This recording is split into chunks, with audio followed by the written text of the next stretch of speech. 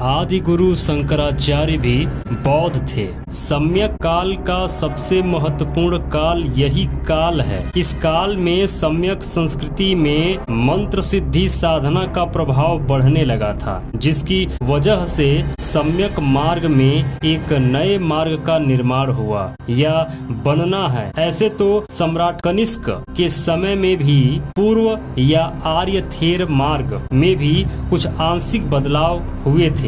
महासांगिक आर्य थेर मार्ग का निर्माण हुआ था, जिसको आज लोग साहित्यिक रूप से हीनयान और महायान के नाम से जानते हैं। ये दोनों भगवान बुद्ध के बताए मार्गों का पालन ही करते हैं, लेकिन इन दोनों में एक आंशिक अंतर है कि एक भगवान गौतम बुद्ध की मूर्ति को आदर्श स्वरूप में स्थापित करता है, तो दूसरा भगवान बुद्ध की मूर्ति को स्थापित नहीं करता है। दूसरा अंतर भिक्षु संघ के नियम का है। इसमें समय के अनुसार नियम में थोड़ी छूट का प्रावधान, तो दूसरे ने भिक्षु संघ के सभी नियम सील को यथावत बरकरार रखा। इसी वजह से कोई ज्यादा प्रभाव नहीं पड़ा। आज विश्व में दो ही ऐसे देश हैं जो आर्य थेर मार्गी हैं, बाकी सभी देशों के अनुयायी आर्य अष्टांगिक मार्गी हैं। भारत के लोग भी आर्य महासांगिक मार्गी थे। इस वजह से भारत में भी भगवान बुद्ध की मूर्तियां या बुद्ध की मूर्तियों के काफी मंदिर विहार मिलते हैं। लेकिन पाल वंश के बाद से आर्य महासांगिक मार्गी समूह से कुछ साधक उपासक द्वारा तंत्र सिद्धि साधना को प्रधान बनाने के लिए अलग अलग मार्ग बनाने का प्रमाण मिलता है, जिस मार्ग का नाम वज्रयान मार्ग है, जिसमें इन लोगों द्वारा कठिन विपस्यना साधना की जगह पर आसान ध्वनि तरंगों के मंत्रों की जाप वाली साधना पद्धति का निर्माण किया गया। इसमें भगवान बुद्ध की मूर्ति के साथ बोधिसत्व की मूर्ति की भी प्रधानता बनने लगी थी, और इन मूर्तियों के सामने बैठकर तंत्र मंत्र की ध्वनि के ओम मणि पद्मे हम, ओम क्लीं फट फुट स्वाहा साधना की परंपरा चल निकली। यह सभी बौद्ध परंपराएं थी। ऐसे कई मंत्रों और मूर्तियों का साक्ष्य मिलता है, जिसको आप लोग देखेंगे। इस साधना में ध्वनि तरंगों से लाभ होता है या नहीं, यह बाद का विषय है, लेकिन एक लंबी और कठिन साधना विपस्सना विधि से सरल और सुगम विधि बन जाने के कारण भारत में काफी लोग आकर्षित हो रहे थे, और इसी कारण भारत के उत्तरी भागों में वज्रयान मार्ग से निकलकर शाक्त मार्ग, तंत्र मार्ग, साधना मार्ग की स्थापना हुई। इसका हिमालय के तराई क्षेत्रों में काफी प्रभाव स्थापित हो गया था। इसी वजह से ब्रह्मवंशियों से दूर पहाड़ों पर आज भी आपको कुछ वज्रयान मार्गी लोग मिल जाएंगे, जैसे लेह लद्दाख, तिब्बत, भूटान। इसको आज भी कोई देख वह महसूस कर सकता है। साथ ही उस समय के कुछ अनार्य लोगों को भी इस मार्ग से जोड़ने हेतु भगवान बुद्ध और बोधिसत्व की साधनारत मूर्तियों का निर्माण भी हुआ था। इन मूर्तियों में इन अनाड़ी लोगों को समझाने हेतु कई सर, कई हाथ, उन लोगों में कई प्रकार की वस्तुओं को दिखाने की प्रथा भी चल निकली थी। सम्यक काल के लिए पाल वंश का कार्यकाल काफी महत्वपूर्ण माना जाता है। उस समय आर्य महासांगिक संघ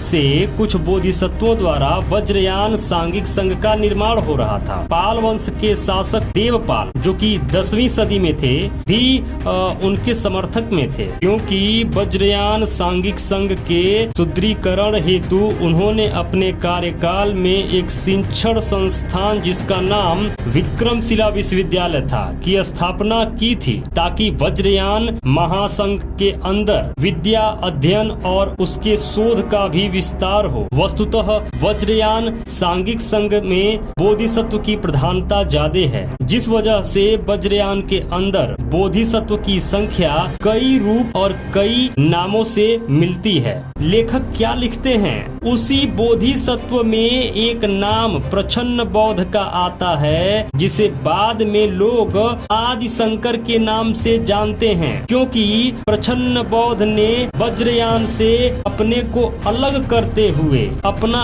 एक अलग दर्शन शैवयान के नाम से स्थापित किया था, जिस शैव दर्शन का पहला सार था ब्रह्मा सत्या जगत मिथ्या। सम्यक काल के समय ब्रह्मी ब्रह्मन बाभन का उपयोग विद्वान व्यक्ति या विद्वान वर्ग के लिए किया जाता था, परंतु सम्यक अंत काल में ब्रह्मवादी गिरोह के मुखिया ने उस ब्रह्मी शब्द को संस्कारित करते हुए ब्रह्मा शब्द का निर्माण किया था, जिसका उपयोग इन लोगों ने एक अदृश्य सृष्टि संचालक के रूप में किया था। बाद में इस अदृश्य ब्रह्मा की मूर्ति की नकल वज्रयान मार्ग के अंदर 4 मुखी बौद्ध आकृति से की गई थी। वस्तुतः यह भगवान बुद्ध की 4 मुखी मूर्ति आज भी खुदाई में यहाँ वहाँ जहाँ तहाँ मिल ही जाती है, जिसको आप भी देख सकते हैं। इस मूर्ति की बनावट में 4 मुख हैं, जिसमें प्रत्येक मुख से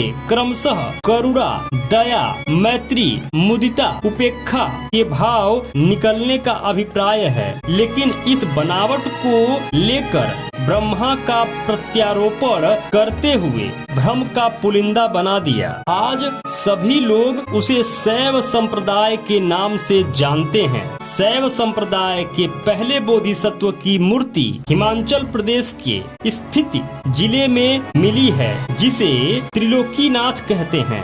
त्रिलोकीनाथ का मंदिर आज काफी विख्यात है। वहाँ वज्रयान के अनुयायी और शैव संप्रदाय के अनुयायी दोनों दर्शन को आते हैं। यानी ये कहें कि बौद्ध भिक्षु और ब्राह्मण यानी हिंदू लोग भी दर्शन करने के लिए बारी बारी से इस मंदिर में आते हैं। इस मूर्ति की खासियत यह है कि नीचे में शैव बोधिसत्व साधना मुद्रा में बैठे हैं, जिनके 6 हाथ हैं। इन 6 हाथों में 2 हाथ धर्म चक्र की मुद्रा में है, 1 हाथ भूमि स्पर्श की मुद्रा में है, 1 हाथ वितर्क की मुद्रा में है, 1 हाथ वरद की मुद्रा में है, तो 6ठा हाथ अभय मुद्रा का लग रहा है। इस बोधिसत्व मूर्ति की सबसे बड़ी बात यह है कि अपने सर माथे पर आदर्श के रूप में भगवान गौतम बुद्ध की मूर्ति को स्थापित किए हुए है, और किस तरीके से प्रछन्न बौद्ध